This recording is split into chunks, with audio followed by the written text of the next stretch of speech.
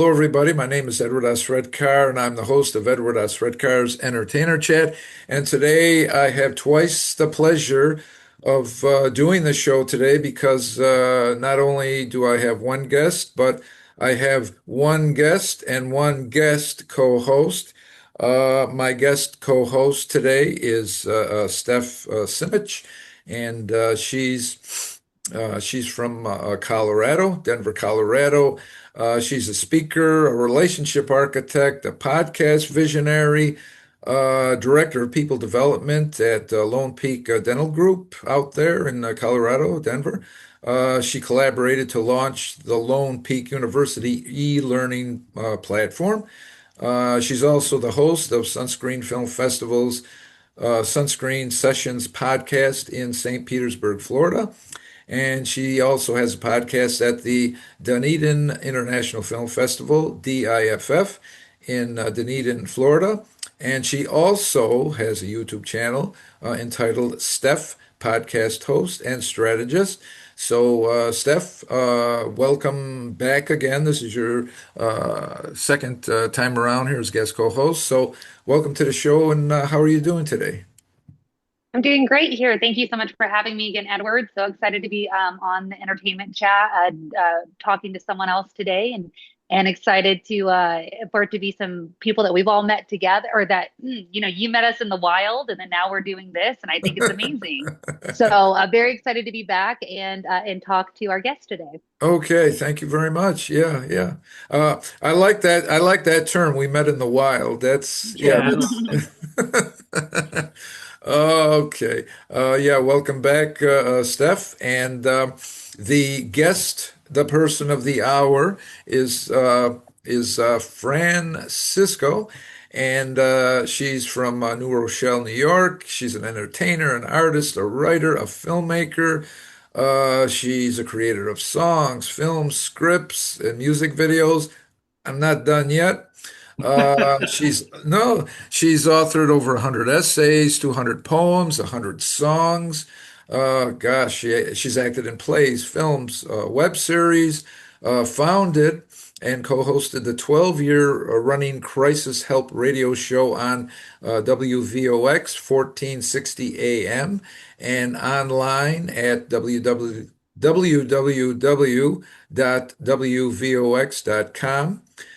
And she has a lot more accomplishments and awards, which are just too many to mention here. And it would just take up an entire other talk show, which we can always accommodate that to talk about everything else in Fran's life.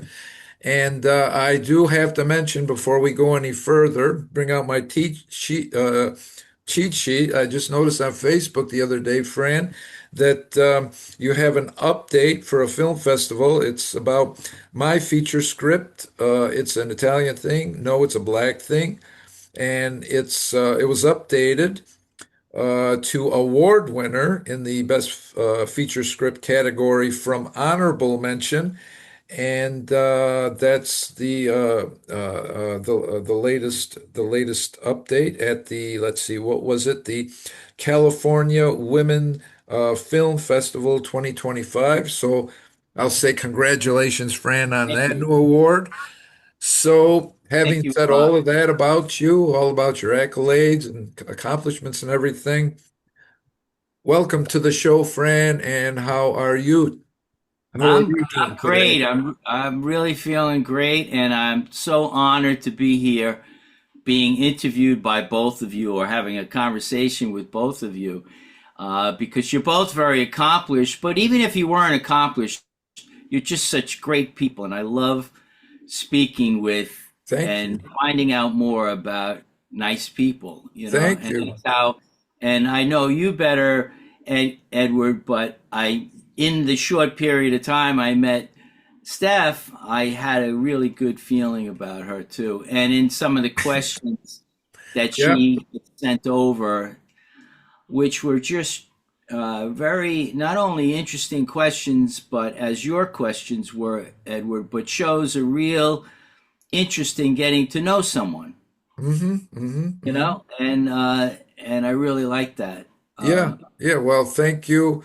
I just Uh, want to say that my shoulder, I just want to let anyone okay. viewing this, my shoulder doesn't jump up and down as much as it is in this video. So if anyone was thinking of hiring me to do a trick shoulder or something, I really don't know how to do that. But but what I'm seeing is it bouncing up and down. But No, anyway, that's okay. That's okay. Like they used to say before all this technology, it's trick photography. Remember, they used to say, "Oh, it's just trick photography." So, I, but no, everybody, Fran's right shoulder is not popping in and out of her socket. No, no, no. It's totally trick photography. So, no, I just or like. AI now, now I guess. AI. Oh, yes, AI. That's right. That's right. Yeah, that's right. It's been redefined as AI. Yeah, before. And also, I want to say when you went through that list or that group of references to me and what I've done and stuff, God, it made me feel old because I Oh, thought, how did I do? When did I honestly, do all that? honest. Oh my God, I must be. And the people watching must say, oh, she doesn't look like she's 98, But And hopefully they say that. wait a minute. But I did Well, not mention what year or years any of those right, I know. accolades mentioned. It's, No, thank you for I that. know, I know, I know. And it's somewhat makes one blush also because it wasn't really me in all of that alone, obviously. It was collaborating with so many people, and I have to, and you'll hear that in this discussion today. Okay, okay. Uh, you know, almost everything I've done has been, and I guess with most people, it's with someone else. Someone else Uh-huh, uh-huh. behind it or next to it or Right, right. following it up or whatever. So it makes me very grateful. My gratitude is very high when I hear of some of the things I've been involved in. In fact, one thing you mentioned was the radio show. Uh-huh, uh-huh. I actually did haven't I'm not doing that radio show any longer. They sold a station, Okay, WVFX, okay. about a year or two ago. And in that show, we did it for about 30 years. My co-host, Wow. Tom Sullivan, who is an example of somebody who, I worked very closely with and was really an integral part of that show. And I wouldn't Uh-huh. have been able to have done it, at least for so many years, without him. And so I just also want to give it up for Tom because I understand he had an operation, a heart operation, Okay. the other day, today it was. So I Uh-huh. need to follow up on that and find out and say some prayers for him that Oh, everything sure. Oh, naturally. out Sure. right. Yeah. Our best wishes go out to Tom for quick and speedy recovery to get back to do what he's good at doing, or Right, get back to life there. Yeah. right, and Yeah. his grandchildren and stuff. Oh, and the Yeah, whole family, sure. Oh, sure. yeah, Well, yeah, I mean that has a ripple effect of on everybody, family, friends. They say that a lot of times that each of us don't realize what an effect that we've had on like other people, or sometimes maybe the amount of people, and people are surprised to say, geez, I've had that much of an influence on right. other people. Unfortunately, we only realize that when, there's might be a health situation Yeah, involved. it's But true. no, we wish nothing but the best for him. So yeah, yeah. I was going to say before we get into the questions, everybody, I was just mentioning to both Steph and Fran before we started recording here that I've met them both before in person. A lot of my interviews, uh, only virtual, virtual friends. I met Steph earlier this year. her and her entire group from Florida, from the film festival, people there in the Cannes Film Festival, and so we met there, and um, yeah, uh, had a very good time meeting her and all of her friends, and then Fran, you were just saying that even though that you don't know Steph face to face, that you had a good vibe about her when you first Yes, hear. yes, and I wanted to mention. She mentioned the sunscreen festival, and she mentioned I'm going to pronounce it wrong, but D- uh, Dunedin. Yep, Dunedin. Dunedin, Yep, Dunedin, Dunedin. Yep. and she sent me the information to submit, and I submitted. You know, Good. I submitted, and Wow, wow, Great. wow. I'll I follow heard up with back them. yet, but Yeah, I'll follow up with yeah. them. So, and then I also, was in the spirit of submitting, and I submitted then to this California Women in Film because uh, women film California Women Film Festival, Yeah, yeah. and that's the one you mentioned, and I was Yes, yeah, yeah. nominated for a film on there, and that's how it all goes. We all know somebody, and we all make references. So I want to thank you, Steph, for saying that right away, and sending me that information right away. I look forward to it, and then maybe we'll meet in person because I'll Yeah. be down there in Florida. That's what I'm looking to do. Yeah, right. Would Yeah. love to. Looking forward to it. And, like you said earlier, we've only known each other a little bit, and it was very quickly, talking last week. And I think that's the beauty of when, Edward says I'm a relationship architect. That's what this is that I Yes. build relationships with people immediately. I'm very interested into who people are, whether than what they do is interesting, but who we are is very intriguing and interesting. And so your spirit resonated with me right away when we met. And so I'll follow up with them to see if we got the submissions and where we are with that. But, Okay, great. just super excited to keep seeing women in film celebrate each other. So I Yeah, love it. yeah, And it was a very interesting festival, doing a lot of good work, it seems. yeah, Yeah. yeah, And yeah. Edward, and I met you at the, uh, At at the Love Love and and Hope Hope in International Film Festival. yeah. I just knew right away that I was going to like being your friend. No, I could I just know, tell I know. you were What? talking with some people on the side. I said, I got to get to know this guy. And we got to know each other.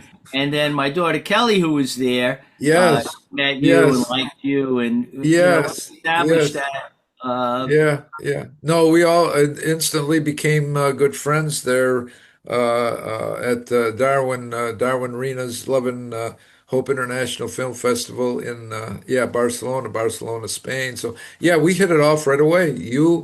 Well, you hit it off right. You and Kelly hit it off right away with everybody. I mean, everybody yeah, that we you did. came in And we look contact to, it's we like, look forward to now going to Darwin Raina's next one. Fantasia Which Film Fest, that's sept yes, November November 20th and 20 21st. and Yeah, 21st. Yeah, Darwin Arena's upcoming film fest. Yeah, yeah, look a forward new to film festival, Fantasia for horror and sci-fi. So that's that. Sci-fi, right? brand new. It's going to be at the same venue on 660 Heliotrope Ave in East Hollywood, Los Angeles, at the Skiptown International Film Festival venue. Same venue, just probably about 5 days apart. Skiptown gets through on the 16th of November. His starts on the 20th, so you just have Right. that little space in between to It get looked ready. from the photos that I saw of the small, cozy, but quaint and inviting festival theater. Oh, yes. I couldn't help but volunteer to Yes. do a performance. So I'm going to, and Darwin said yes. So we'll see how that goes. Okay, I'm going cool. to be doing a performance of a song called "I Ain't Giving Up My Brajol," which is a funny song co-written with a woman named Lee Harrison. We were talking Okay. about collaboration and Yeah, stuff, yeah, yeah. and I'd love to, as we go on, tell you how that happened. But I'm looking forward to performing there on the stage, and And we're all looking forward Kelly to might have a see. part of that too. So, And we're all looking forward to seeing you perform. So I just gotta say one more thing about that. I haven't had brajol in a long time. So you make my mouth water with mentioning okay, brajol. My mom uh, used to make it. She used to take yeah. a little white sewing string and she used to tie up the roll there and put it in the oven, bake it with the Your I mom was Italian American. She was born here, but her folks were from uh, Calabria, Italy. Oh, that's right. Yeah, that's the other thing we had in common. That's right. That's another My thing. That's another family thing. was Yeah, from Calabria, yeah, right? yeah, yeah. And Yeah, Steph, brociole is a dish that you don't get to see as much, as you still get to see it when you're down, in Little Italy. oh, okay, okay, The restaurant that's near me just happened to have some in that he made a few days ago, and he knew okay, I was okay, interested in it. okay. But you don't get to see it that much. But the way it's made with the pork and with the string wrapped around it, it's a delicious dish. Stop, So, stop. You're making me, Fran, you're making me hungry. Stop. I'm starting to. So, yeah. but no, but when I was in New York City the last couple of days, I had to have my spaghetti and meatballs. I just Oh, had to have it. great. Just had to. It was there, and I says, how can I refuse? So, Not right. but Right. but Steph, uh, somehow, some way, we're going to have to get you to Skip Town out in East Hollywood for that film festival to see that film festival and Darwin's new Fantasia Film Festival. So somehow or some way, you got to get out there one of these times. So. Definitely. No, I can't wait to come out there for the Skip Town for sure. Although horror is not my favorite, checking out Fantasia would be amazing. Yeah, I would just love to experience it with everyone. And so, this year the travel's been crazy, but I can't wait to Yes. already map out my festival road trip, next Okay. year. So very Okay. excited. Yeah, Okay. Yeah, it's yeah, they're well, this is the first year of Fantasia, but Skip Town is usually somewhere close to the middle of November. So yeah, if you can map out like any room for next November, it's usually around that time frame. Like absolutely. the early teens of November into like this year it's like the 12th through the 16th. So it's usually around, that time frame those days. So yeah. So let's see. Oh, that's right. We got a question to ask. Okay. I mean, I got carried away with brociole, spaghetti and meatballs, and inviting Steph to the film festival there next year. The train's going off the track here, so I'm the conductor, so I got to put it back on the tracks here. So, let's see. Yeah. For everybody out there in the audience, Steph and I were going to ask Fran 6 questions. And so I'll be asking Fran the first, the third, the fifth questions. Steph, her questions that she created will be questions 2, 4, and 6. So yeah, let's get this party started here. So Now, to keep their attention, really like engaged, are you letting them know that it's like $100,000 prize for their involvement in these questions? The well, yeah. audience? Well, The I mean, audience? No? well, Oh, naturally, I mean, a show is nothing without audience participation right. or Okay. without some kind of like a reward or something like that. Okay. But yeah, no, good thing you brought that up. So it didn't get forgotten here. Um, We'll uh, wait for that special code at the end. Yes. yeah, that's right. That's right. You can always use 100,000, A hundred Oh, thousand, right? Right. Well, let's see. I was going to use the code of all the questions that we have. 1, 2, 3, 4, 5, 6. So that's kind of okay. close to the number there.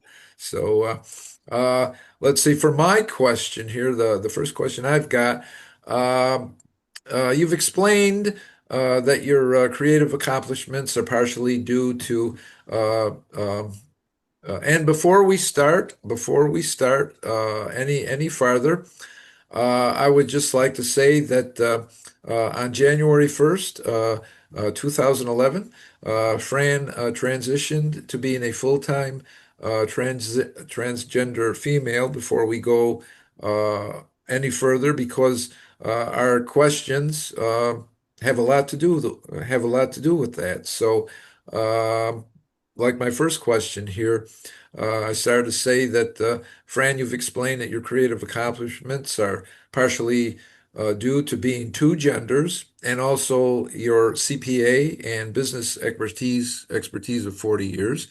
Um, as you term your strong left brain and your insatiable curiosity, creativity, spirituality, and love of people, your right brain. So, having said all that, being a trans female with this diversity in your life and a multi-talented artist in several fields, I'd like to know what led to the spark of your creative talents on and off stage, in front of and behind the camera, and were the feelings that you experienced during this transition period, or what were the feelings that you had and experienced during this transition period, and the factors that led to your desire to transition? Well, a loaded question, you know. An excellent question. You put it really well because somebody would probably hear a lot of that and say, boy, I'm just a big mixed up mess. You know, I've been involved in so many different things. I couldn't We get all are. We're all big I mixed up couldn't get my messes. mind on one thing, not even a gender, you know. Uh-huh. So and in certain parts of my life I felt that way that, you know, I was lost.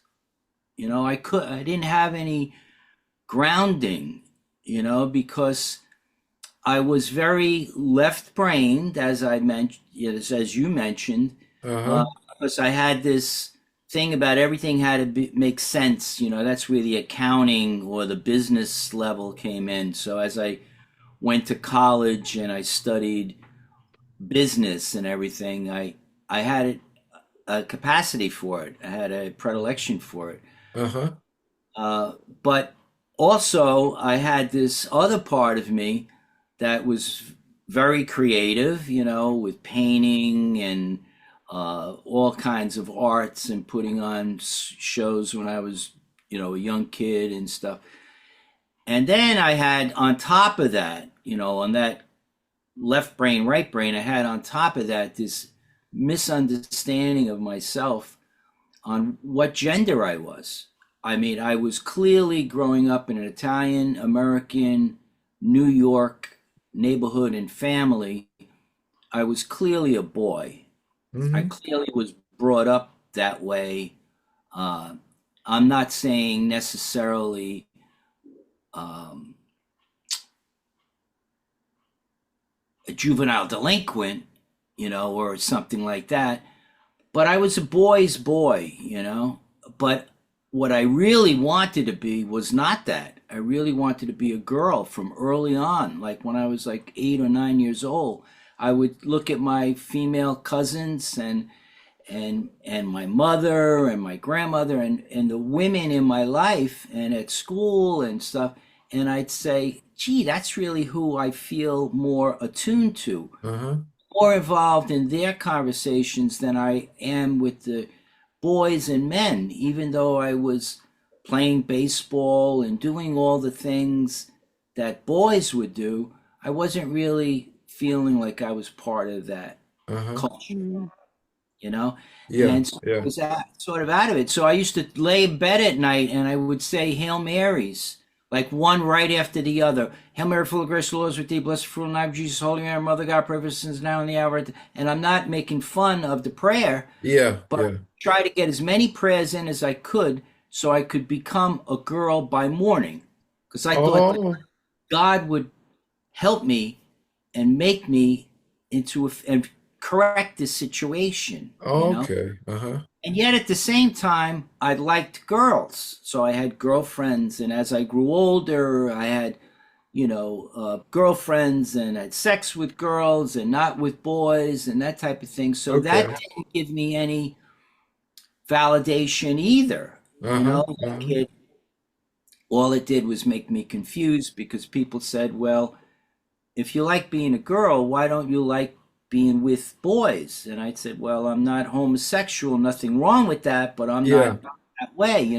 So anyway, I was confused. So what art did for me was, because of the creativity that's embedded in art, and with from one discipline to another, I could get involved in lots of different things and feel a sense of satisfaction and also of accomplishment. So if I painted a cool painting, or if I sang a great song, or I wrote a great poem, I Uh-huh. got some instant feedback from it, as opposed to if I was on the left brain side, it mostly translated into either money or accomplishment in terms of promotion or competitive stuff.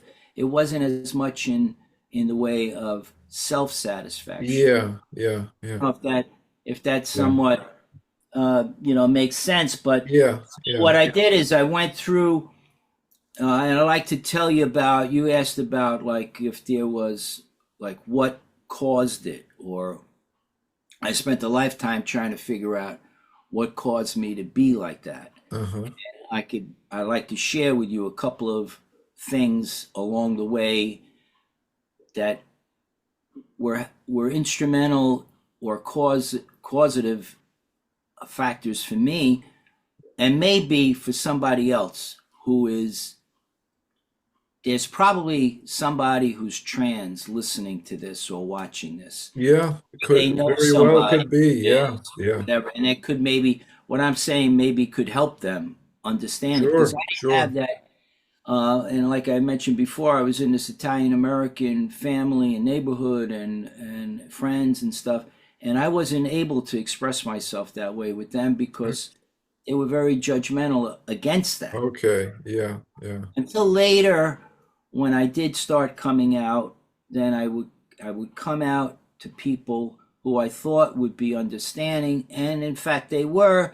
And then as I eventually came out in my life to everyone, to the world, I found that people were much more understanding than I ever could imagine. And for example, in my business life, I had a number of clients, some of whom were like 70, 80-year-old, 90-year-old people, and I thought they would be the most judgmental against me Oh, okay. now, and it was the opposite. They would say, I'm your client because of what's in here, not because of what's on here, Oh, or okay. what's in here, the heart, not what's on here, the breast. Like, Yeah. they they comforted me by saying, we like you, not, you know uh Yes. but what these What, pieces yeah, represent. what's on the inside, not What's what's on on the the outside, right? correct, Yeah, right? yeah, yeah. And what Steph had, I think Steph had mentioned, It's a Wonderful Life, or did you mention It's a Wonderful Life earlier? I think I one of you yeah, mentioned It's a One. I thought you did. And what happened is, when I came out to all my clients, I'm jumping ahead, yeah, but no, no, this is no, go on ahead. 1111, January 1st, 2011, Uh-huh. with the help of one of my parents' caregivers. They got to see me as a girl, because I dressed up as a girl, a woman, Okay. Okay. on Halloween, and that was like an excuse. They saw me. Whoa, what's going on? Why are you dressed as a woman? And I said, well, it's Halloween, Oh, it's. Oh, okay. Said, no, no, it's more than that. It's more. Uh-huh. I can tell Uh-huh. it was more than that. And so I got into a real warm uh, uh, complicated but very tender conversation with this caregiver, Jennifer, who was from uh, she was from an area, Ghana, in Africa, which is a Okay. phenomenal area. They produce people who are just so loving and giving and Uh-huh. understanding and stuff. And she said to me, why don't you live as a woman if that's how you really feel? I said, oh, I Oh, can't do that. I have a business, I have yeah. clients. My father, what's my father? My daughter, what's my daughter? And my wife and stuff. Okay. Okay. I'm trapped. I can't be that. Yeah. So yeah, you can. They'll understand. You say be yourself and tell them that you're going to be yourself, and you'll find out that they'll accept it. And sure enough, that's what happened. Wow. Now Okay. it didn't happen that my wife accepted it, but she accepted me. But she didn't accept we're not like man and wife anymore. Okay. Okay. We're two people who care a lot about each other, and we see each other Mm-hmm. quite a bit. Uh-huh. Uh-huh. But Uh-huh. I'm not able to satisfy what she needs in Right. life Right. and Right. partnership is Yeah. real. She needs a man, and I'm not. Yeah. Yeah. It took me a long time to accept that or Yeah. understand that. But Going back to the Halloween story that you were telling about. So, uh, for that Halloween, did you? Well, you said that you dressed up as a woman. So, did you dress up what you had in your mind that you eventually wanted to look like the type of clothes, the makeup? I mean, was that yeah, uh, well, so, sort it of? wasn't a sudden. I may have uh, misled you or confused it.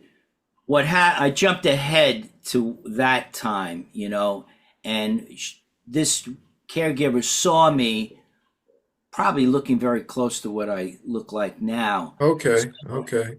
It was because when I was younger, I started experimenting with cross dressing, Uh-huh, uh-huh. even as a child, and this can be very upsetting to many people because too many kids think that they're trans and they begin a process of transitioning and without the parents' involvement and it can get very unclear and they can go too far with things when it's really just a phase Yeah, some yeah. children are going through. In my case, it wasn't really a phase, and um, I don't think it was a phase. But what happened was that because I couldn't express myself out in the open, because of what I perceived to be an intolerant situation, Uh-huh, turned uh-huh. out that I was more tolerant than I realized. You know, um, what I would do is I would dress as a girl in secret. Mm. Until Okay. one day when I was about 10 years old, I was at my grandmother's beach house in Mesquamaket Beach, Rhode Island, which is outside of Westerly, Rhode Island. Uh-huh. It's a nice, beautiful beach area there, State Beach. And my cousin Sally was there along with some of my other cousins, and she had brought her suitcase and laid it on the sofa when we first arrived. And I very rarely got sick when I was a kid, or I just would play through it. You know what I mean? I didn't. Right. But when I saw her suitcase filled with these cute clothes, and they said they were going to go into town, this long walk to town, which was going to take like 3 or 4 hours to back and forth. I knew that they would be gone for a while, and I pretended that I was sick. And I said, "You go. I'll stay behind because I'm coughing." I was pretending that I A was. likely story. And I remember watching out of the window. I Okay. watched them walk a mile up the road, because you could see far in this beach town until they disappeared. And then I went into that suitcase of Sally's, and I took the clothes off. I got dressed. It was the first time I ever went out in public in daylight.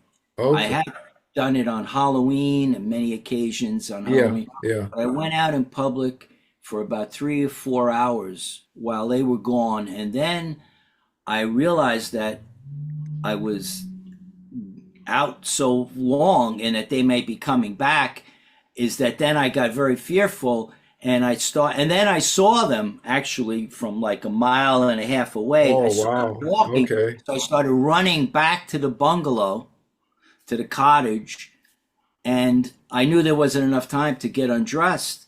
So I jumped in, I went into the bedroom, closed the door, and went under the covers, left the makeup on. I even put makeup on and Oh, wow. everything Uh-huh. as a Uh-huh. kid. And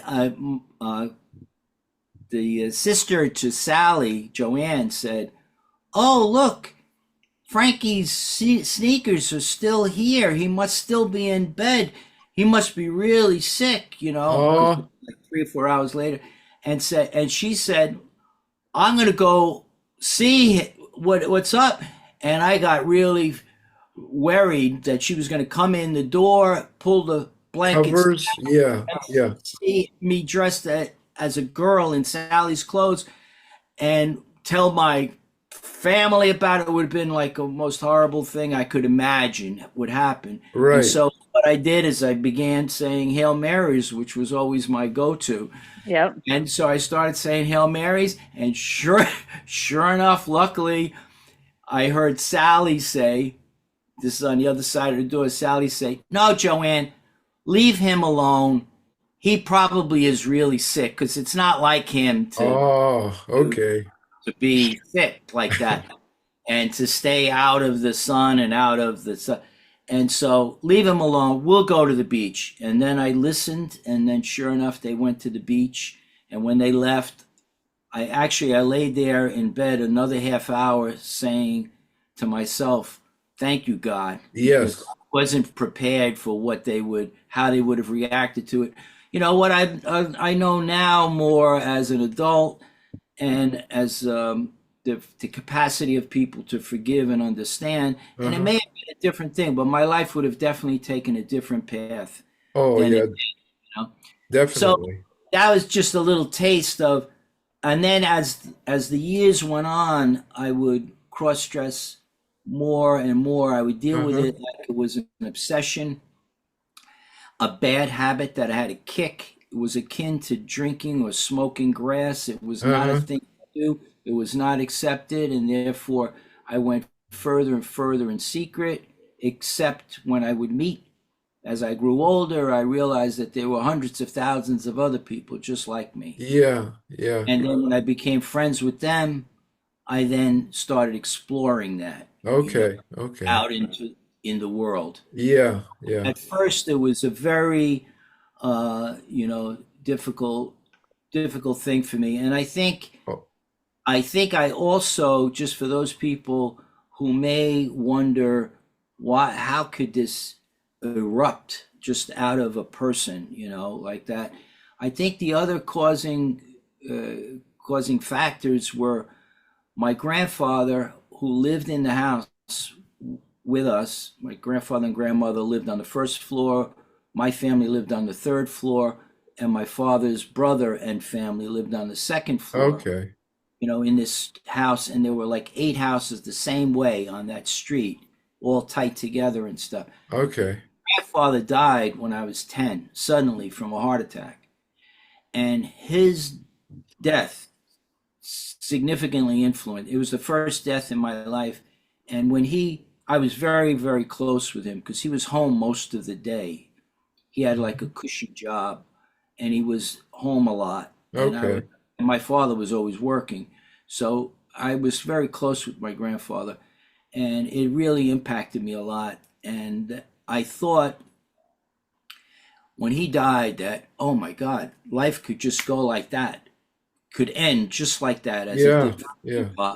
And therefore, I'm not going to live my life expecting anything in the future. I'm going to live it now. And it gave me more strength, Uh-huh. actually, to try to develop these feelings I was having Right. as a female, that maybe it's not wrong to feel like that. Yeah, Maybe yeah, it should be all right. So yeah. that was like another reason why and then I moved from one town to another when I was 14. And that also gave me an opportunity to, you know how like Madonna would always reinvent herself every few years. Yeah, yeah. Came out with Yeah. the new. And so I didn't reinvent myself as a trans girl, but I did reinvent myself as a different type of boy. And Okay. I remember taking poetry and cooking classes and everything. I still would present as a boy, but I was okay with being closer with other women in my life and girls in my life. Uh-huh. Uh-huh. And I found that I had a capacity for that. And I also got more involved in the arts, and I did Yes, a lot yeah, more writing and yeah. song, especially songwriting and poetry and stuff. Uh-huh. So the So so the artistic side sort of gave you like a refuge, and it kind of calmed you down, whereas like you were saying, if it was the analytical side of your brain that your it life was wouldn't have turned out the way it had. It was right. more or less a calming effect. It was calming, and at the same time, it was validating of my skill. So Hmm. it gave me um, a skill at doing different things. Okay. So because I was probably an ADHD kid, ADD, attention deficit disorder kid. I was Yeah, involved in yeah. lots of different things, but I found that whenever I did lots of different things, I think I did them pretty well, or I would do them because I was competitive, and that was Yes, the male side of me, the yes, yes. competitive part, or the before it used to be considered the male. Now it's probably equal, between men and women as far as competitive. Yeah, Maybe even more competitive. compared to years ago. Years Right. ago, it was like that was like a boy thing, right? So found that, if I tried this, I would be good. I would be good enough Uh-huh. at it. I would, and I would. So the arts did also that for me, Yeah, yeah. and Well, gave instead of me a go ahead. multi-purposed, multi-talented, if Yes. you use the word, multidisciplinary, whatever. Yeah, yes. I got from the arts and it Yes. was also more visual. I mean, you could say as a left brain person, I like math. Oh, I like English, or I like engineering, but Uh-huh. it's not as visual. You can't put it out there as much. No, no, When not you're at all. when Not at you're So all. Fran, autistic, Fran, so I would love to ask you a question about that. Specifically, it's one of the questions I sent, but it goes through that. For emerging trans or gender diverse filmmakers, like you said, multidisciplined, hyper fascinated, however you want to say it. But right? for the emerging trans and gender diverse filmmakers, what advice do you have when it comes to that creative space? When you said creativity is an outlet. What advice do you have for those filmmakers to really get seen in this community? Well, to do as much as you could do with as many people as you could do it, and do Mm, it all well. And that's like impossible, right? I mean, that's an easy thing to say, but is to not get so. Uh, Look, if you want to be a ballerina, there is an amount of definitely discipline and time you have to put into being a ballerina or an ice skater or a football tight end or an artist or a singer. But there may be more fun and more options if you try to be all of that. Because if you become too narrow uh, and stick with one, you probably become more accomplished at it, but you don't get the beauty of life and diversity that love comes it. with trying lots of different things out. So I'll give you a couple of quick examples. If you're going to do comedy, right? Do comedy, don't do the same set every time you perform, even though it may make that set stronger. Try different sets. Try writing a play with comedy. Try making a short film with comedy. So that's like on the comedy end of it, right? Try getting involved in improv. Try doing, so if you're trans, you could easily move, and that was your main question, right? Being trans or being, Yeah. being a trans, you will find yourself accepted, and there's a number of different things to do. I just gave you a list of some of them, but you will stand out as trans, and not that you want to necessarily stand out, but if you're a younger person, or now you're just starting to be trans, you want to stand out, so you have an opportunity to get into a deep discussion with someone about what it means for you to be you.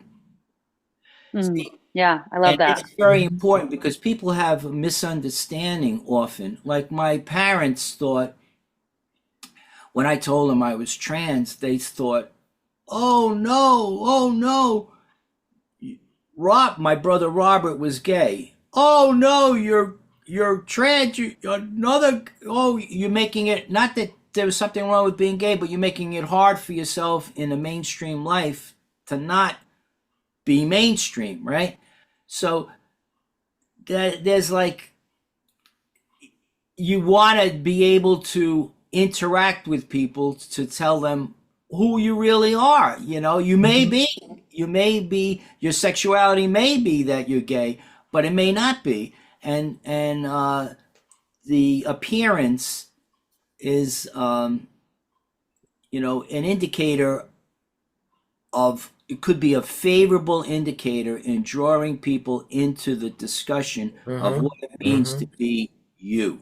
And it may turn out that, and it may even turn out in my lifetime, I don't know, but I felt in my lifetime to be trans was the ideal, because I had the ability to feel like a girl, a woman, with my prejudicial impressions of what it meant to be a female, namely sensitive, caring, artistic was also my thought of that as more female, even though Da Vinci was male, right? I thought of that because my mother was more artistic than my father, because my aunts were more artistic than my uncles, because, that type of thing. So for myself, or for these people, being in a trans environment, so work with as many people as you can, work in a number of different areas as you can, even if you're giving up a little bit of expertise by doing that instead of doing one thing. Yeah. If you're a violinist and you're trans, and you have to, and especially if you're like a concert violinist or at operas, there's a lot of practice, and most of that practice is solitary. That's probably not going to serve you well. It may eventually, but probably now it would be better if you were a fiddle player in a band at a club. Have a sense of community. Yeah. Absolutely. Right. Absolutely. Absolutely. Very important. And so that would be my advice is come out early, come out often, and talk about it often. Comedy is a good way. What I did is I was sheltered too much in my life about it. And then when I broke out of that with the help of this woman, this caregiver, Jennifer, who said, go ahead, you should go for it. Do it. Live as a female. And I started doing that. Both parents were very sick at the time. One had Alzheimer's, one had Parkinson's. And I didn't have that much free time because I would need to set them up with caregivers or visit with them, stuff like that. And so one night I was sort of down about the whole situation, that my life was turning into this being a caregiver, even though I wasn't doing the actual care, but I was managing it. I had about 13 different caregivers that would go over their houses in different times and stuff. And I saw an ad for a comedy club. It was Gotham Comedy Club, and Jim Mendrinos, who was a very good comic, was giving a workshop, and there was a charge for it. It was every Sunday. I said, I could do that. And I did, and I joined the workshop, and part of the homework was to do 2 or 3 open mics a week. So here I was, I was a pretty funny person, but I wasn't a comic, a stand-up comic.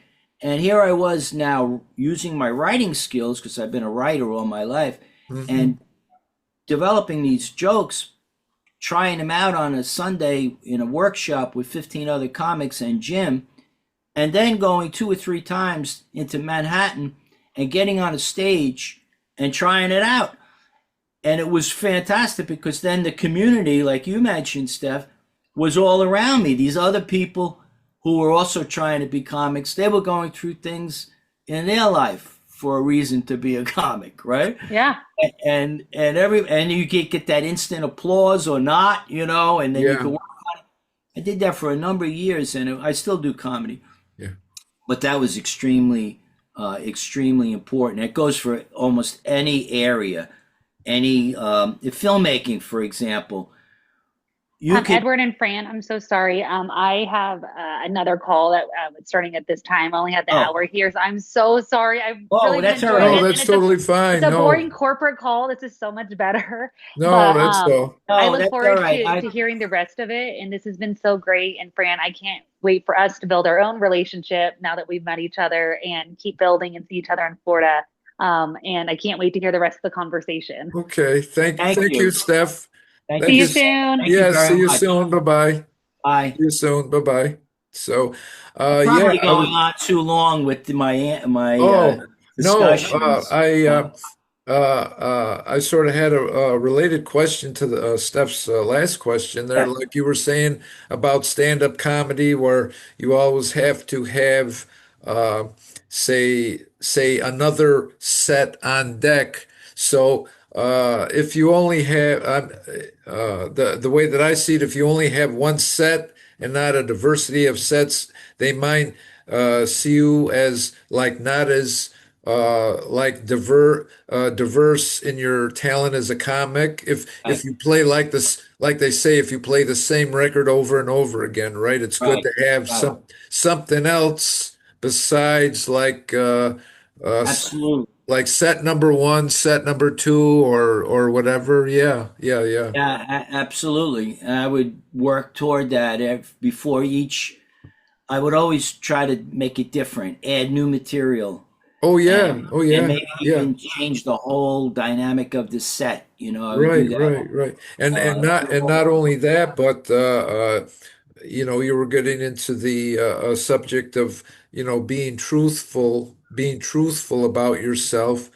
Well, anybody. And so it seems to be that people will like you better for who you are instead of trying to not share like who you are. I mean, right. any of So, us, if you're not truthful and honest about who you are and or what you do, that can kind yes. of have an adverse effect on you as or any of us as a person or like any of us in our careers, right? If you're not Right, truthful. absolutely. And sometimes when you're self-deprecating and you Yes. talk about yourself in a way that's humble and stuff, it endears you more to people Oh, because it does. It they does. for It sure. does. Like And one like place that I worked one time, the boss said, like, uh, uh, if you're working on a project or something by yourself and you come to a crossroads, what should I do? What should I do? Should I get things done quicker and take a shortcut, or should I take a little bit longer to make sure it's done correctly? I'll never forget this. Our boss says to us, whenever you come to a crossroads like that, think to yourself, what would my mother say? To keep us on to keep right, us on the straight and narrow, right? right, exactly. That was a good comment by him, and that it turns out that in my life, the things that I think got me the furthest and the things that I'm the most proud of are always when I was the most truthful Okay. about myself, my relationship with other people, and also um, my limitations and weaknesses. So I'll give you an example. Like when I was doing stand-up comedy, what I did the most of, and of course I had variations, and different jokes. I tried different things and stuff, Right, right, right. different sets and everything. But the core of my comedy was the core of my being, namely my Naturally, yes. relationship with, and I'll give you an example of my parents. So I would tell about being trans and coming up trans and coming out trans. I told, like, how do I say? Someone asked me, how did you deal with it with your father? Knowing that my father was this Italian Right, American, right, right, right. you know. So I said, how am I going to say that I like the feeling of a dress. I like the feeling of going like this with my hair. Uh-huh, And uh-huh. how's he going to? He never saw me that way. Like, how's he going to understand this? Hmm. So I said, what I should find out is what does he know, about this subject. So I said to him, Dad, you know about this LGBT? And he says, oh, yeah, yeah, yeah, I know about LGBT. I said, oh, you know? He said, yeah, yeah, I know. I tried that. I said, Dad, you tried LGBT? He said, yeah, I tried it. I mean, I didn't like it. I like the bacon, lettuce, and tomato. Oh I didn't like no. the gorgonzola Oh cheese. no. So, and then Somehow I knew that was going in that going direction, but there, right, I wasn't sure where you were going to right. take us, so I was along for the ride. But And I'm going to I give you love that. a little bit more of a ride with my mom. And I so, love. so then my mom, and now the audience usually appreciates that because they appreciate the dilemma of changing a relationship that's so dependent upon who you seem to be or whatever, and then when you're Okay. shocking it, right? And so with my mother would say, Frankie, what are you doing? You're a good looking guy. Why you want to put on a dress? What are you, crazy? Uh-huh. She used to say that in the beginning. Then I said, Mom, I already decided. I spoke to Jennifer. Jennifer said I should be who I am. Okay. I'm going to start living now full time as a female. I'm going to come over Okay. to your house in the morning dressed as a female. In the beginning, it didn't look that great, like, because I wasn't really that prepared or put the time into it. But then Yes. Yes. Yeah. each day it got better and better. So, like, for the seventh day, I walk into her house. She lived about 3 miles away from me. I walk Okay. into the house and she said, she would call me usually Frankie, right? She said, Fran, you look good today. Wow. That's quite I a said, compliment. Yeah. yeah, I felt so fantastic. My mother accepted me, right? And then she said this, she said, you even have a glow about you. I said, Mom, you Wow. think I'm pregnant? She said, and she said, you are? Oh You had a bit no. of a dimension. Yeah, yeah. Oh, okay. Yeah, yeah, yeah. You are? I said, Mom, I can't be pregnant. And she says, oh, that's right. You're too old. You're too old.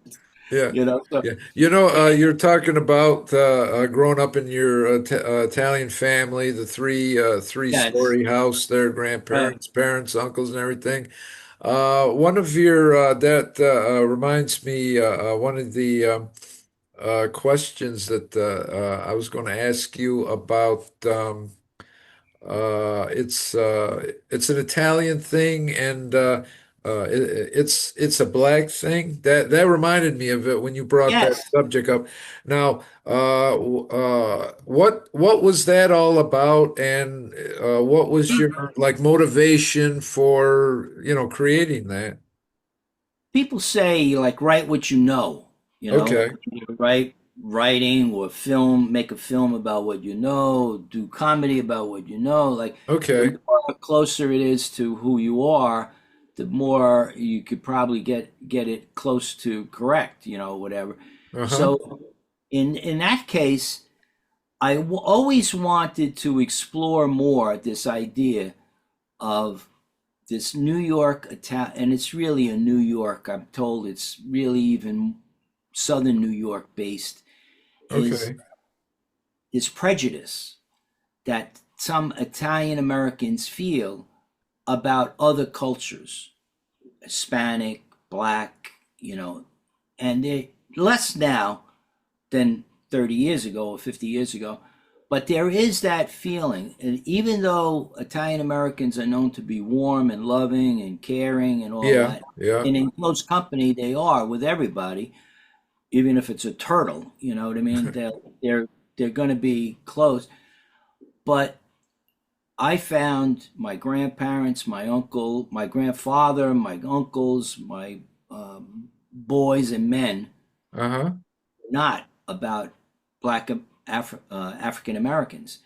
So when I got involved with the Episcopal Actors Guild, I'm on their investment committee, and they're like a national organization of actors who are artistic and probably less judgmental and prejudiced Uh-huh. because of the art, because of their own upbringing and stuff. I and this was around the time of Black Lives Matter and a little before that, Mm-hmm. I had wanted to kind of cure myself of whatever prejudice still lingered from when I was a kid, when I grew up in my household, and there was that prejudice. Yeah, yeah. So I went to these discussion groups and these lectures and everything, and then I came away saying it was too dry for me, and the way for me to get in touch with it was for me to write it. So I Mm-hmm. I came up with this play called "It's an Italian Thing, No, It's a Black Thing" about it was a fictional play, but it had a lot of my life in it, about an older trans woman who is prejudiced, but not as much as some of the other, like not as much as her older brother and her father and stuff, and falls in love with a black girl, a younger, much younger black girl. Okay. And the first scene is going to meet the mother of the younger black girl. And the brother saying, "Bring a lasagna, that'll win her over, you know." And so Yeah, I was yeah. able to get comedy and all the trappings or idiosyncrasies of Italian Americans in there, and then force myself to learn about some I knew already from having black friends, black caregivers, black, the Yeah. world. Better improve that more so, get more information about that, and create this this dynamic of these two families, black and Italian American, are trying to get along Uh-huh. Uh-huh. and understand each other's differences.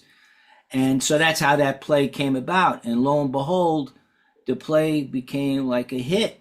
I did it locally in New York City. It went well. I Uh-huh. extended it and made it longer. I did it in another location. And I have to add before we go any further that the script for that won 7 Best Script Awards in 2023.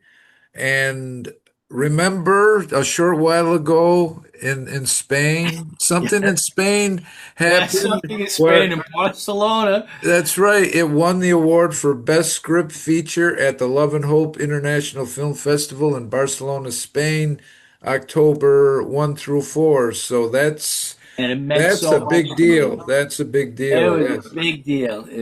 It's a big deal. And in fact, it's a big deal just today, actually. It just happened today. I got a notice from my left brain Okay. association, having sold an insurance by a annuity to a person who passed away, and I got a letter about that. And I was introduced to that person by an old friend of mine, Uh-huh. Fortunato, who I then, wow, I haven't spoken to Fortunato for 20 years. I call him up to say I got the letter, and he said, well, that person actually died, but I'll forward the information on and stuff. And he said, he's very Italian, Uh-huh. and we, and he said, um, what have you been writing and stuff? And I said to him, yeah, I just won an award at the Love and Hope International Film Festival. So I sent him the script, and he happened to say that he was looking for possibly getting into comedy and doing a skit about a Really? mobster. And I said, well, I have another script like that, which is going into the, um, uh, What, Fantasia? the Fantasia the Los Angeles. I always forget to put Los Angeles in front. Los Yeah, Angeles Los Angeles. Fantasia Fest.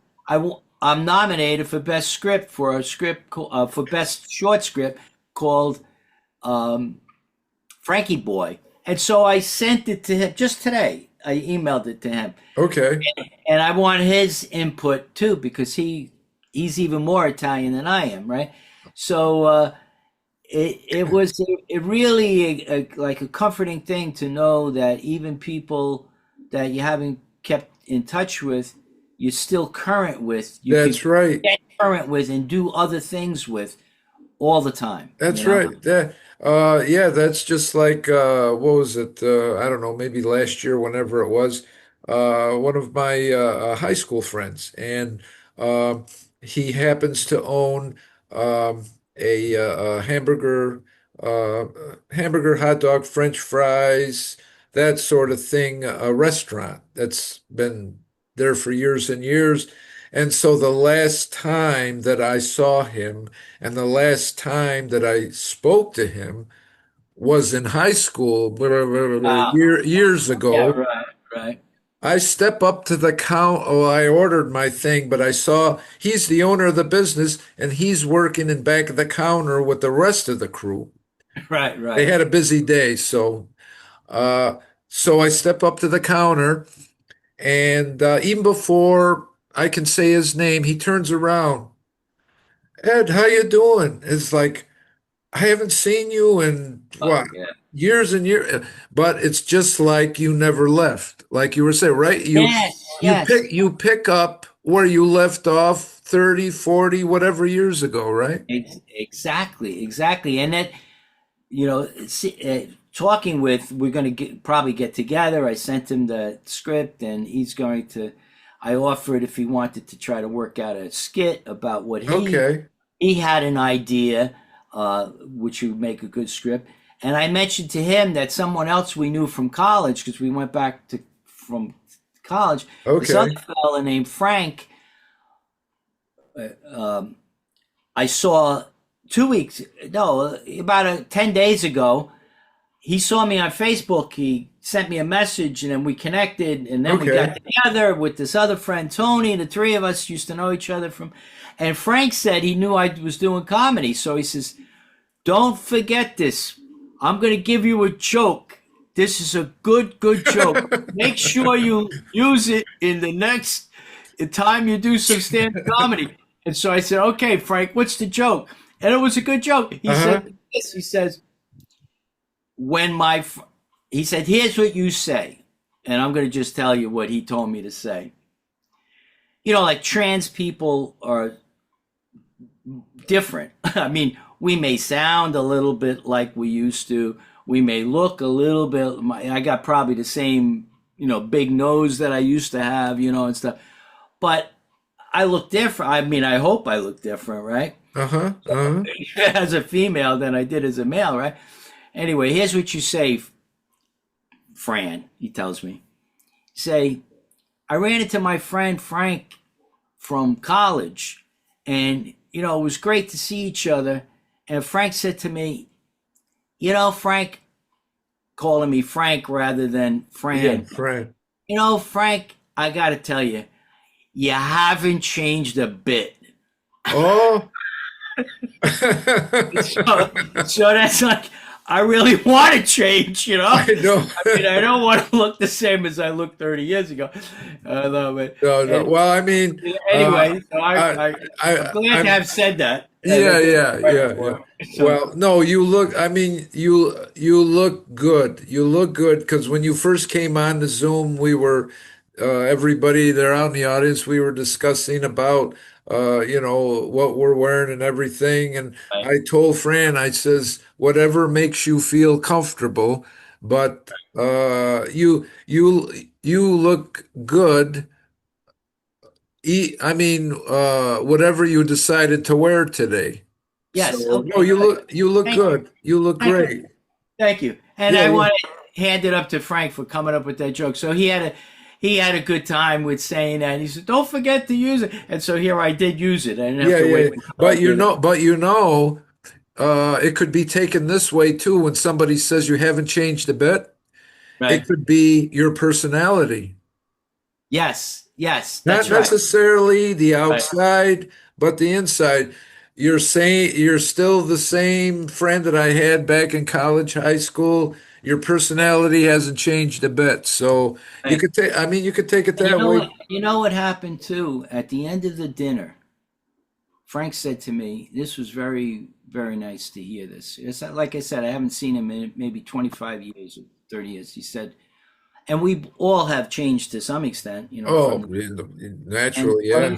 he said, he said, I think people should just live their life as they want to live their life and be Right, happy. right. And however that is, and we all should just accept it. That's And, right. That's right. and it's so basic, and yet it was really nice It and really, is. really nice of him to say that Yeah, too. yeah, It yeah. wasn't And like, oh, I like you better that way or whatever. right, right, right, Whatever, right. whatever turns you on. Yeah, yeah. And along those lines, about people living the way that makes them feel good.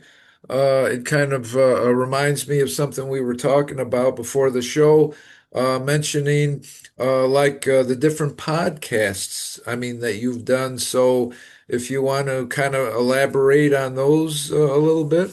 Yeah, I would like to elaborate on Yeah, those. yeah. And, I want to say about that. It's an Italian thing. No, it's a black thing. That script is available. Anybody, will give out our contact information at the end. Anybody that Oh, wants to sure. read it, I'm coming out with it as a book very soon. So I could send them the script, and I'm also looking at making it into a film to be of serious, not serious, Hmm. maybe a Hmm. comedy, but really a professional film.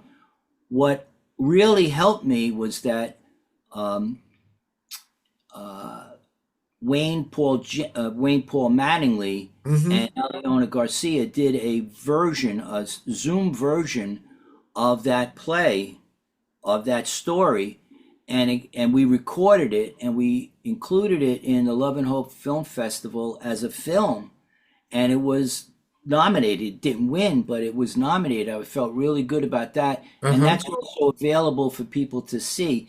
And then somebody just the other day saw it, and she said she was totally absorbed in it. So uh, that story has a very positive ending, positive messaging all through it, even though it makes fun of certain Yeah, um, things, cultures, and stuff like that. It yeah, all is done yeah, in jest, and it all yeah. is helpful to each other. Yeah, yeah. So, At the end of the show, uh, I have like your contact information. So if anybody is interested in seeing that, they can get a hold of you that way. Message you, get great. a hold of you like that. So I yeah, want sure. to I want to follow up on what you were just asking about of all these interviews and stuff. And I just was speaking to somebody last night about another podcast I'm going to be doing, and I look back and on my About Francisco webpage, I look back and I saw some because I put some of them recordings of them up. And I think the one that means the most to me of the many that I've done, and in each one, you tell a few different stories, because there's different questions and different feelings and stuff like that. But the one I think that meant the most to me is the one where I was interviewed by a woman who I met. I had her as a guest on my radio show, and then she did the podcast, and she invited my daughter Kelly to be part of the podcast. And it was on Strong Island Television. It's Okay. called Strong Island instead of Long Island Television, and it was in a beautiful setting and stuff. And she was just wonderful. Cindy Seville is her name, and she had Kelly there, and Kelly would remember things a little different than I would, and she would say, "You sure about that?" Or what? She was like correcting or amplifying or Oh, revising or adding to. And also, it was wonderful to see my daughter being supportive of me and my changes. yes, yes. Very, very, and it reminded me of another interview many years before, that was about 10 years ago now, where Westchester Magazine is a fancy, glamorous, glamour, really glossy magazine, Uh-huh, beautiful uh-huh. magazine about living in Westchester with lots of information about events and things, but also lots of stories. And they did a column called Modern Families, and they Okay. profiled a number of different families that were different, like whether it was maybe, people, a biracial couple, or something, Uh-huh, uh-huh. or LGBT couple or whatever. So they interviewed Kelly and I, and it was called A Dad and Her Daughter. And it was like a beautiful statement all within one, that they recognized that I was male, but I was also female with Right, her, right, right. on her. And Kelly was in it. It was the first time that I was covered in an article about me and my daughter. And when it hit the newsstand, I didn't realize how popular this magazine was. Is that I was, the day that it hit, I was out in the bank, and somebody that I didn't know came up to me and said, "Are you Fran Sisco?" I said, "Yeah." And then she said, "Oh, you're in the magazine." I said, "What magazine? What are you?" And I didn't even realize, because I hadn't even seen it, Oh, saw like a okay. proof of it, but I didn't even see. And that was an amazing article, because it also mentioned my wife and my relationship, and Okay. it was a fabulous thing, and also about putting it out in the public of Uh-huh, me and my daughter Kelly, and it was very, very well received. uh-huh, And they uh-huh. also had Amy Partridge was the author. I'll never forget that. And the Bridget Hurley was the photographer. She came in and she took wonderful photos of us. And Okay. it was very homey. It was really an unbelievable. And every interview I've been, and I made a list of them to mention it. Uh-huh. Mike Marino is a fabulous comic. I've gone to see him in big, 1,000 people Uh-huh. auditoriums Uh-huh. perform. And he also had me in at a production he calls um, uh,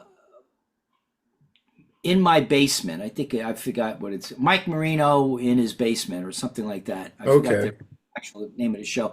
And he had me there, and it was a very warm, intimate kind of conversation, and yet funny as funny could be. It was Yeah. really, and it was Tanya Cooper is someone I used to do stand-up comedy with many, many years ago. She she did we did a podcast together. It was cool. Wendy Stewart, she runs an organization called Triversity. Uh-huh. She's a straight, I should say straight, or say non-LGBT person, but who has a love for the LGBT community.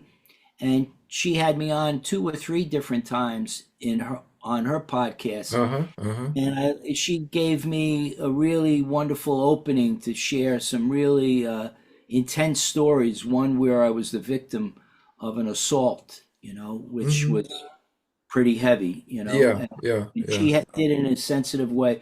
And another woman, Dawn Andrea McCarty and Elise Price Tobler, they had a big following, and they had me on, and we talked about a lot of different things. And Uh-huh.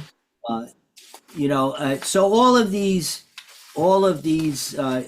opportunities, and now I have one coming up with Richard Quinn and Dan Regan up in Rockland County in New York, Uh-huh. and they're going to be interviewing me mainly from a standpoint of being artistic, but also about this whole left brain, right brain. Yeah, And yeah, yeah. Connor Stewart was another person who, anyway, I could go on and on, but there Hmm. were a lot of, But and Katharina Michio runs a film festival and she has a film magazine hmm hmm for hmm indie film online. And she was very great in a lot of, and I Yeah, realized every opportunity to talk gives me an opportunity to meet another person. it does. It does. And And that's sometimes many, yeah, and that I mean that's a great way to spread your name around, get more notoriety, just like you were saying when that one person recognized you from the Westchester, the magazine article. I mean, that had to be like a surreal experience, right? Yeah, Saying, it "Wow, was. somebody It, knows me," you know, right? it was.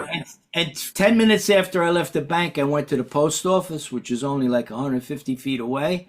And the same thing happened. Another person Wow. said, "Aren't you?" And it was, it went on for like weeks, actually, Wow. where people would come up to me and had recognized me from that. And I have the same thing happen often at comedy shows, because I Okay. do a lot of comedy shows, or people would say, and because maybe I'm trans and maybe look a little different, that type of thing, Yeah, yeah. often come up to me Yeah. and say, "I met you at so and so," or "I saw you at so and so perform," or "I Yeah. saw," and it's such a wonderful feeling, Yeah. you know. You were probably ready to start hiring a security firm to follow you around like the Secret Service, right? Talking in there like that there and say, okay, Fran's on the move now. Fran's on the move now. We got to move with Fran. You know. I wanted to mention something, a question that Steph had let me know that she was going to be asking me. Uh-huh. And I wanted to, and it's on the same kind of topic because it was on this song I have called Happy Trans Girl Like Me. And Yes. Yes. song I wrote to really declare that I'm happy about it and draw attention to it, and that is a way for me to accept myself, and also for other people to deal better with the trans Yeah. community Yeah. and stuff. And so she asked in the question, she said, what stood out from the people who told you that they heard your song? What stood out from that? Uh-huh. Uh-huh. And who was it? And there are three quick examples. One is there's a trans man or binary man. His name is Jack, or their name is Jack Haven. And Okay. Jack did a movie called October uh, Crow. Okay. Great indie movie, and had it shown in Brooklyn. And there were about 200 people there, and then had some people performing. Asked me, great performances, great movie, everything. Asked me, "Do you want to sing Happy Trans Girl Like Me?" Because Jack saw me sing at an art gallery once before, and I did, and it went over well. I have to say, it went over well. I Uh-huh. really felt wonderful about it, and it was just the right place with the right people. Many of them were LGBT people, and at the end of it, one woman came up to me and she said, "This was like I couldn't stage this better." She said to me, "Fran, I got to tell you something. I got to tell you something." And I said, what is it? I thought maybe she was going to say, you should have dropped that verse or did another. Uh-huh. Uh-huh. She said, "Your song is the best song I ever heard." Wow, that's quite a I couldn't compliment. believe, and I looked at her. I started to laugh. I said, "No, no." She said, "Really, really?" She said, "I paid attention to all the lyrics and everything." So I sent her the video so that she had it, that she could pass it on. It meant so much to me that I even I said, "Please tell the camera this," that it really, and it turned out that Jack Haven, who she was a friend of, never Uh-huh. told her that it was also Jack's favorite song. And Jack is a musician themselves, and it was surprising that Jack had that feeling about my song. Wow. It was really really, but another one who was, it was not a musical. They heard the song, they watched the small film. But a friend of mine, Eileen from high school, who I still keep in touch with, said to me, uh, she said, Fran, you should always have a lot of self-respect because you are having an effect on other people, a positive effect. And I don't remember telling her anything that was depressing or sad, Yeah, yeah. but she said you should. And she said just yesterday she was in a salon. I mean, when she told me this about 2 3 months ago. Uh-huh. Just yesterday was then. She said just yesterday there's a woman named Star who's a transgender woman in the salon who washes the hair, blow dries it for some people, and she had been making a change. She recently made a change to go full-time trans. Uh-huh. So Eileen said, what was it that caused you to go trans? What was it that finally, like for me, it was hearing from this caregiver that I should go, Yes. I Yeah, go thought for it. Right. go for it. She said what caused it was, she said, it was a trans person from New York that had a film called Happy Trans Girl Like Me. Oh. And she saw that film Oh. and she didn't know that she was telling Eileen, who was an old friend of mine. So Eileen Oh. said to her, Star, you're not gonna believe this. Fran is a friend of mine from high school. So it was like just almost a meant to be thing. Wow, that is so sweet. That's such a Yeah. sweet story, So my I was, when gosh. I heard that Steph was going to maybe ask me that question, I hope she has an opportunity to. I think she said she was going to watch the Oh recording. yes, That no, would have she'll been definitely. like a perfect No, result of yeah. how you could do something, whether it's film, visual, radio, whatever, a song, whatever it is, a drawing, Yes, yes. whatever arts it is, or just even just holding someone's hand or a prayer, you can have an effect Yep. on somebody. I don't think any one of us know uh we might get fortunate along the way somewhere in life to know that, we've made a difference in someone's life. Most of the time, we don't. They say sometimes we say things or do things and we're not even aware that it might be helping somebody else. But no, in this case, I'm Yeah, so glad that you were able to yeah, find out that it did, I mean, and help, that you and know? that it's a wonderful. I thought it was Steph. Maybe I was thinking it, but in the movie, It's a Wonderful Life, when Jimmy Uh-huh. Stewart goes around, one of my favorite movies. He goes around sort of near the end, and he's sad, and he's going to commit suicide. Yes, yes. And the angel, who's in the person of whatever his name was, forgot, says, Yeah, I know who yeah, you're talking about. Yeah. right, allows him to see what other people would see without him in the world and how Yes, empty yes. it would be. It's that feeling. Clarence. Clarence, right? Clarence. Clarence the ghost, That right? would have bothered me all night if I didn't think of I that. know, me too. Clarence. It was starting to bother me, but I knew that I Because I couldn't. can remember the last scene when the bell rings, he looks up and he refers to Clarence. So I Right, kept doing that in my head over and over. I said, I got to think of this before Fran finishes the story. Okay, right. go Well, ahead. very good. Thank you for getting it. That was good. And so I felt that way when I was going around. I had the opportunity in my life, because of transitioning, Uh-huh. to really see what people thought about me.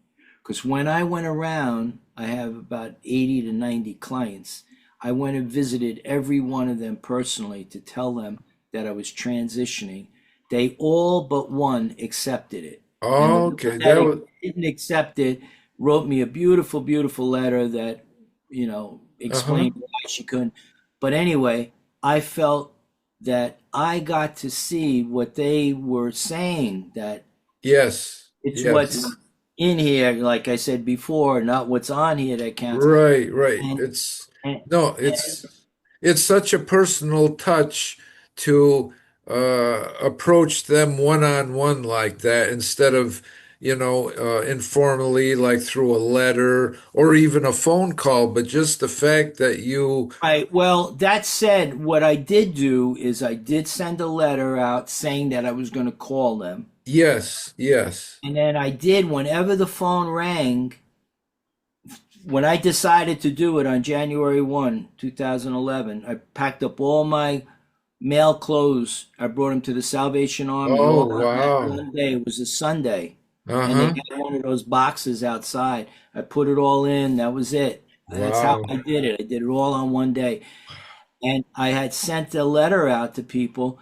And then as they were calling me, they were getting the letter. I was calling out. I was doing these outgoing calls. okay, okay, I didn't okay. want them to hear about it from someone else. No, So no, I no. sent out the letter and then I called. And then every time someone called me about something else, oh, I have a question about the CD that you suggested or whatever, I Yeah, would say, by the way, the next time I see you, it's official. I'm going to be living my life as a female. To okay, some of them, it was a tremendous shock. To others, they said, well, they always felt that maybe I would be better suited female or whatever. I don't know. okay, okay. But anyway, it I had that opportunity in my lifetime to see what people really, because it begged the question of what they really thought of me. Yes, And they yes. all were very clear in saying it. So, Yeah, yeah. uh, That that's a good segue into one of my questions there about your transition like that. You've had a lot of different articles written about both your professional and your personal life and your accomplishments, and you've done a lot of interviews about all of that too. So. Uh, on let's see, what was it? It includes uh, interviews, StreamYard and social media like Facebook and Instagram, YouTube. So, of all of these articles, numerous articles have been written about you, and which of those large number of interviews that you have given comes to your mind the most? Is there anyone that sticks in your mind of any of well, the interviews you've done? one, not one. They all like pop in Okay. almost at the same time. One is the one I mentioned about that article, a dad and her daughter, that Uh-huh. was by Westchester Magazine, because it involved a focus on me and my daughter Kelly, but it also was the splash out into it was coming out to all of the Uh-huh. county. Westchester County has 1 million people in it in New York, and it was coming out to everyone at the same time. So that really, and it was like one of the early, it was 10 years ago, and that was I transitioned about 14 years ago, but that was like 2 3 years after I transitioned. It was really my big coming out like that, Uh-huh. and that was really a big one. And then with Cindy Seville on Strong Island Television, being sitting next to Kelly and hearing Cindy asking me these questions, and Kelly being the barometer really of the truth. I would always tell the truth, but sometimes you can get like lost in the detail sometimes, as I'm probably doing on this show tonight. Uh, and she was there to correct or explain or add to it, and also seeing it from her eyes. Uh-huh. And like when I talked about my parents' reaction to it and stuff, she would she would really tell me that they were more understanding than I were giving them Okay. credit for it, and it Okay. was and that was really great to see. So Hmm. some of that was there was also like an interview that a fella named Connor Stewart, who was a wonderful young actor, did. We did it in his home, and it was very comprehensive, and he went through so many different parts of my life. I Uh-huh. really, that hits me too. But as does, many of these others, like Tanya, I haven't seen for quite a while, and she's an African American woman, so it had a different spin on it, Uh-huh. and Uh-huh. we know each other from doing comedy. Somebody else, we knew each other from a different way, Right, right, and right. so I think all of them together help me to better,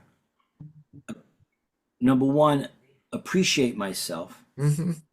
and two, appreciate the effect that people are having on me and me on them, you know, Mm-hmm. Mm-hmm. because that's really all it comes down to love, really. Yeah, it does. It And really does. Yeah. It really that and yeah. all Sometimes we realize, well, like you were alluding to there before, that people can sometimes be more understanding than we give them credit for, right?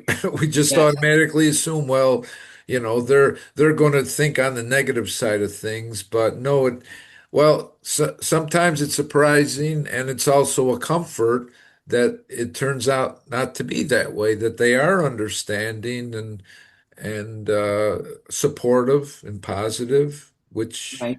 And then help. also to be realistic, Edward, the people who aren't saying anything might be thinking differently, and I appreciate that too. Yeah, yeah. I've gotten to, living as a trans female, I've become more understanding of all kinds of people. I in fact have a song called All Kinds of People, where instead of, as I was growing up as a kid, I was a white Italian American boy, you know, Uh-huh. and then I got to try these different things out in life and become different, Uh-huh. Uh-huh.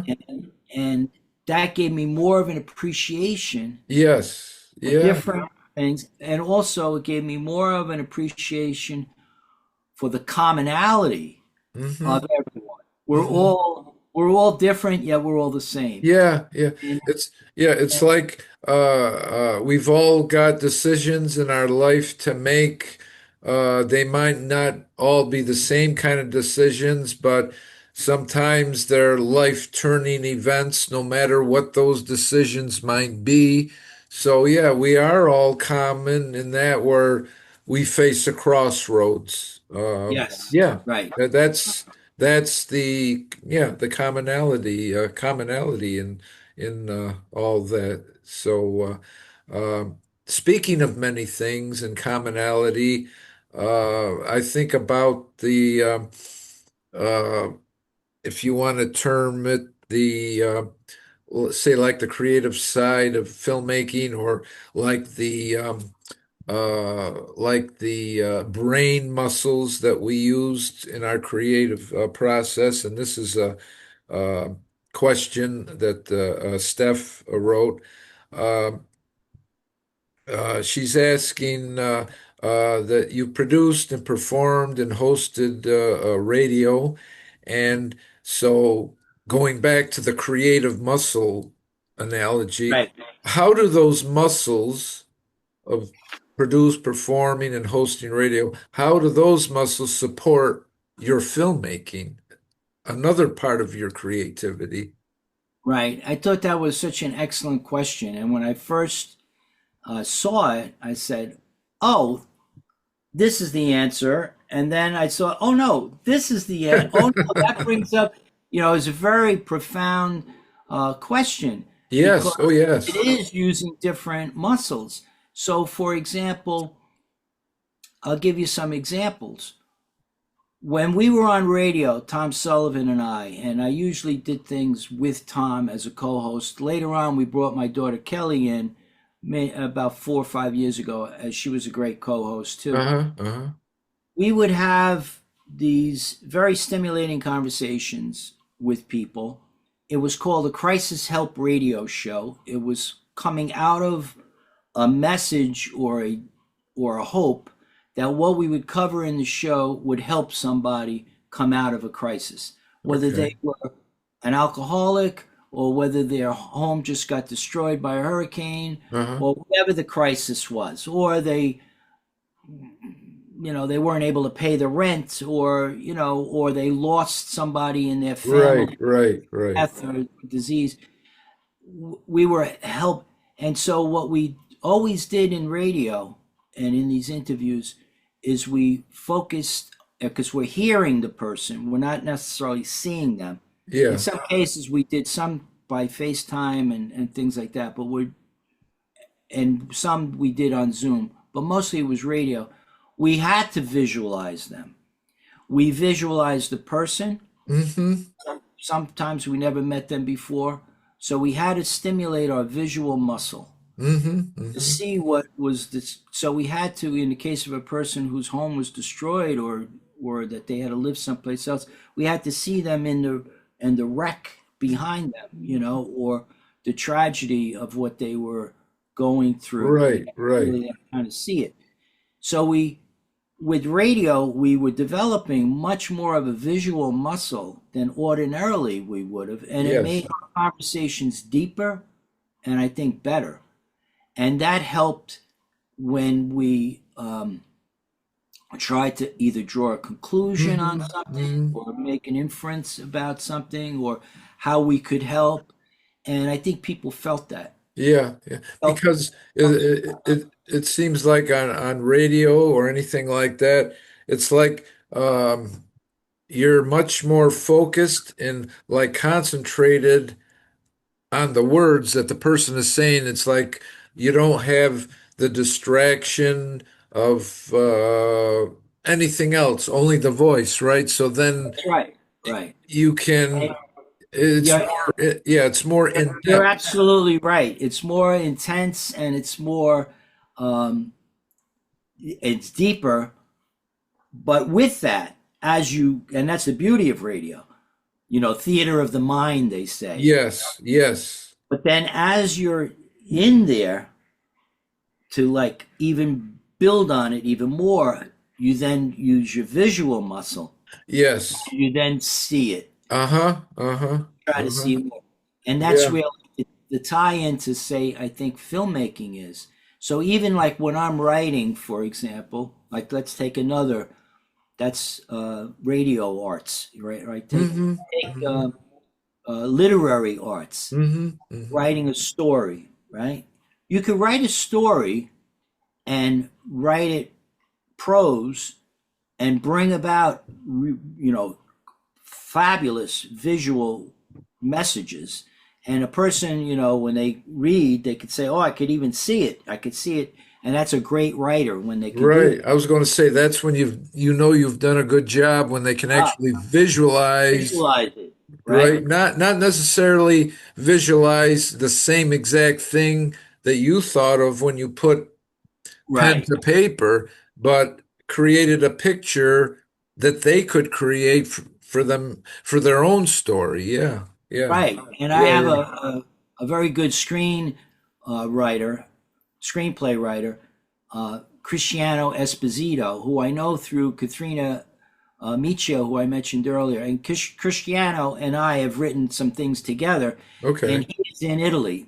And when I go to Italy, maybe the next time I go to Barcelona, I'll take that trip over to Italy to see him. Hey, you're close. You might as He's in well. that. He's in Naples, near Naples. Okay. Well, He would say that to me. He'd say, what we're doing with this screenplay, because I had like a play or a story, and he helped us develop it into a screenplay, okay. is that there's certain ways to bring about that visualization easier, Right, on the right, page. And right. so that's like a great. Now there's the other way to go is handling another muscle like the theater muscle Uh-huh. of taking that story and putting it on the stage and having it to be an intimate thing. Yes. You're looking at two people or three people or four on a stage and you see their interaction. You could feel and taste it.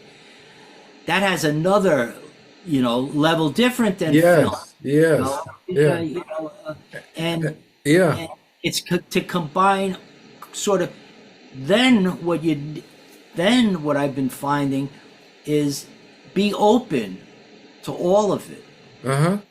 And when you're open to all of it, as uh, you know, I gave you an example. For example, I work closely with the Brazen Giant Ensemble in developing stories and plays and stuff.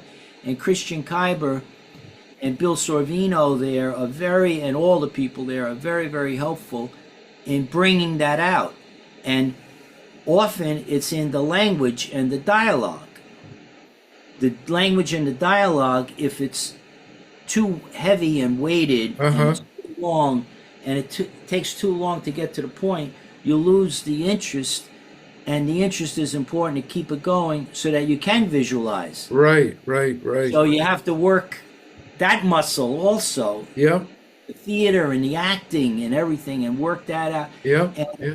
and there's room in it all for. So go back with an example was it's an Italian thing. I had it as a story. And I have another one. I'll give you another example. The Past Comes Back. It's a tale about guys playing cards and they end up going back, like reincarnation, to Okay. themselves and other lives, right? It started as a poem. And a friend of mine said, What's that poem about? Read it to me. And I read it to her. And she said, Oh, that's a film. That could be a film. It's very visual. And so it's taking a person who's artistic can find different Yeah, things. And with her question, Steph's question, is the radio helped me focus more deeply, as you pointed out, on what is really there, because you're just hearing it. You're hearing the words. yeah, yeah. But then also to use visualization in the conversation with those people to be there with them. Right, right. And Be, even to take that a step further, like it's on the page, and or it can be developed like into a radio show. Then it can be developed into a book. Then it can be developed for the stage, and then the last stop along the way, if you want to put it that way, is like to make a film of it. Because a right, friend of mine several years ago, I was in the same cast with him, but then he went on to write his first screenplay that I think maybe he wanted to turn maybe eventually into a book, but he was the first time a screenwriter author. So first, he wanted to develop it into a stage play, and then develop into a film. So I think right. that's the natural progression, right? It's That sort of is the like natural. right. That The that is film is the last station on the train tracks, right? To eventually get it to a film. I mean, if right, that's what right. And the there are so many plays that have become films, oh and there yeah, have been the opposite too. So you could take, performances like I just saw Neil Diamond. There's going to be a film about Neil Diamond. As yes, about Bob Dylan. So there are people that perform so well on the stage and in performances, and that sometimes there's plays written about them, and then there's films. So in my case, I would love to do a film of It's an Italian Thing. yes. I think. And I'm hoping that exposure at Love and Hope and the other festivals that I've won for a best script, Yes, that that that my the opinion. opening for meeting somebody who Yes, can take that on yeah, as a director. One yeah, thing not yeah, I'm becoming clear on is for myself is that I don't want to spread myself too thin. I think to some extent I've done that, spread myself almost too thin in some respects. And in filmmaking, it's good for me to experiment. Have created several films, most of them documentaries, but I have done some other films. uh-huh.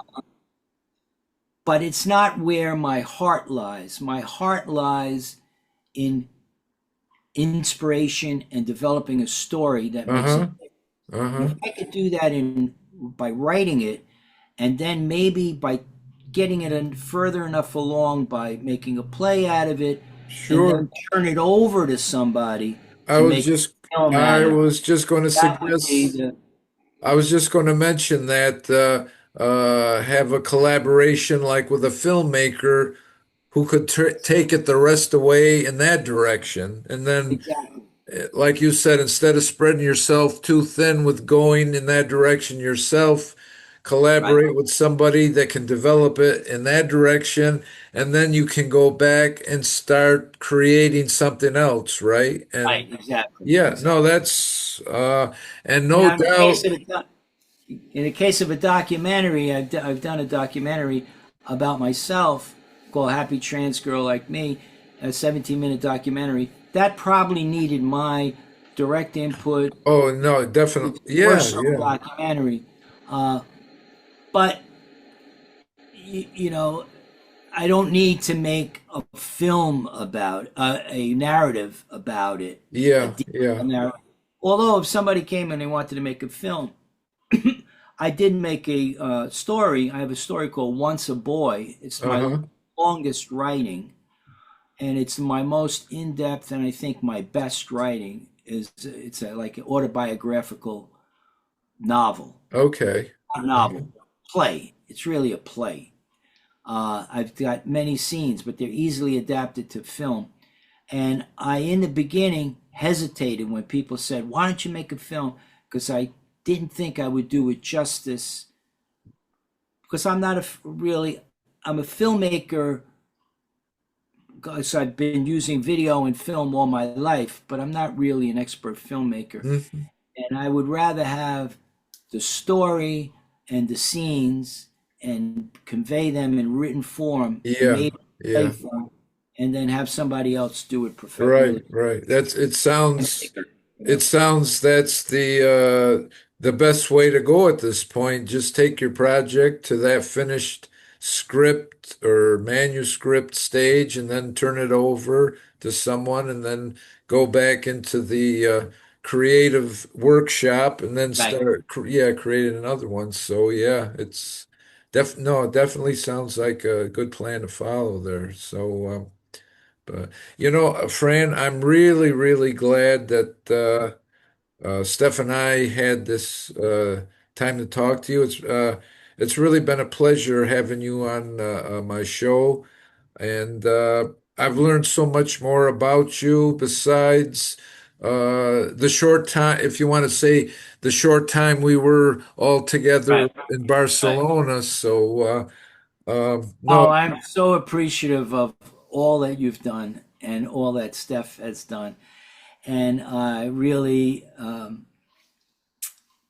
I can't express how thankful I am. And also that you've taken all the care that you have in developing these questions. And I really felt that you got to the heart of many of these matters. well, And thank you, it thank made me you. feel That's good. It made me Thank feel you. good. I hope the audience, and I think they will, Oh, and definitely. like, I mean, definitely this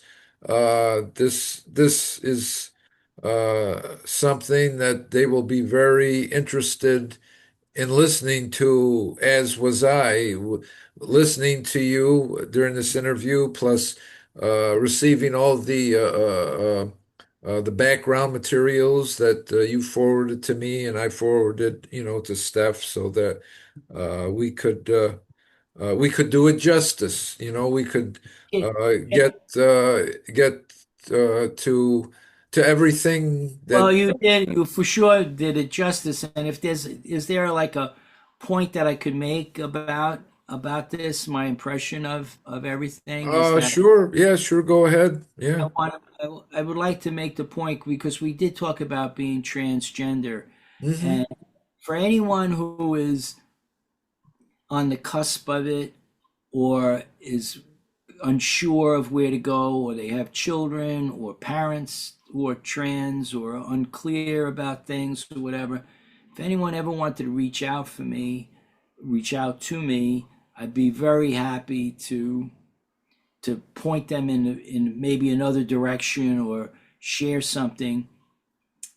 And the main thing I want to say is that there's always a silver lining, that somebody may be going through what they think is a rough time, and it is a rough time when you're questioning your own identity, especially your gender. It's like a big change, but that there is often another side to it. And sometimes you can get to that other side just with expressing yourself, maybe better, or maybe more, or maybe with more people, and seek out the love and comfort of people within your own circle to begin with, your own family. Sometimes young people push away too quickly because their parents don't understand, or their neighborhood or community doesn't understand, or whatever. But give it another shot, and so that's is a positive, having lived a good deal of life. There's a positive thing that comes from it, of being fully expressed and being truer to who you think you are. We all never know exactly who we are, and we're all changing all the time. But to get as close to who you think you are and live that way is really a good thing, Yeah. and one to really push for. So, And yes, yeah, thank you, thank you uh, for allowing me to express that too. my pleasure, my pleasure. Yeah, and um, I mean, I appreciate everything that you just said, and I'm sure that the audience that they'll appreciate everything you said. Both those um, who just want to know a little bit more about this, area of life, and then, like you said, those who are starting to go through what you had to go through. So I think it satisfies everybody's interest, yeah, all the way around. So Great, great. yeah, thanks again, uh, everyone. You've been listening to Edward S. Redcar's Entertainer Chat. Uh, Today's guest has been Fran Sisco from New Rochelle, New York. Many accolades, many awards, entertainer, artist, writer, filmmaker, songwriter, filmmaker, scripts and music videos, essays, poems, songs, plays, films, web series, podcast, and like I said at the beginning of the show, uh, could devote a whole other program to just covering all the accolades and everything that Fran has won in her life, accumulated. And thank you very much to my guest co-host Steph Simich. She had to leave prematurely today due to her schedule, and I thank her very much for contributing her questions to this for this interview to ask of Fran. And Steph Simage, as I mentioned at the beginning of the show, from Denver, Colorado, speaker, relationship architect, podcast visionary, people development director at Lone Peak Dental Group, started e-learning platform at collaboration at Long or Lone Launch Lone Park, that is. Um Host of Sunscreen Film Festivals, Sunscreen Sessions podcast in St. Petersburg, Florida, as well as in the podcast at the Dunedin International Film Festival in Dunedin, Florida, and also has her YouTube channel, Steph Podcast Host and Strategist. So for myself and for Steph and for Fran, Can you thank you mention very my much. website too? Can you mention my website too? Let's see. Let's Trans, it's a simple one. Trans, Fran, and then Cisco, Sisco.com. Okay, .com. And Transfrancisco.com. okay, and we'll have that in Thank the you. closing credits as well, along with all of Thank you her. so much, Edward. Thank you for everything. Thank you And very much. Steph, thank you too, Steph. Yes, thank you, Steph. And yes, it's been a pleasure having you guest co-host with me the show again. So, everyone, thank you very much for listening and for watching. Until next time, you never know who is going to be on the show. And it's always an interesting and fun show and very informative show at that. So, until next time, have a good day and we will see you soon. So long. Thank you.